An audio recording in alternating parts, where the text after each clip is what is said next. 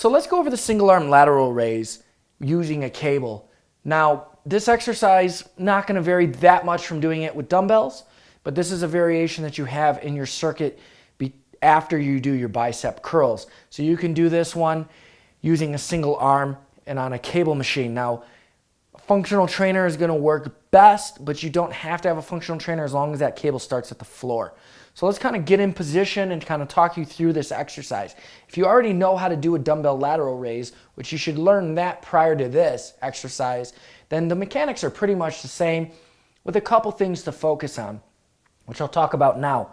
So I do like to grab the cable behind me just to maintain that position. So I am going straight to my side or in a lateral, basically I'm raising the weight laterally. So that's why it's called a lateral raise. And if it's in front of me, sometimes I bring it in front of my body and I don't want to really hit the interior deltoid, but more that medial deltoid, just because that's our goal for this part of the circuit. So when I'm getting in position, I do want to stand somewhat tight to the cable so that we don't have the cable flopping in any position, in the sense that the cable should follow a straight line. If it's moving in any direction besides out while it's moving, then you're gonna lose some tension. Meaning that if I go to do a curl and the weight falls back at the top, I lost all tension through half that range of motion. So positioning yourself so that you're basically in line with that cable, so when I come up, you constantly have tension from up all the way to down. If I'm standing over here, you can see I lose that tension halfway. So position yourself so that cable is following a straight line. That's probably the most important variable to the difference between using a cable and a dumbbell.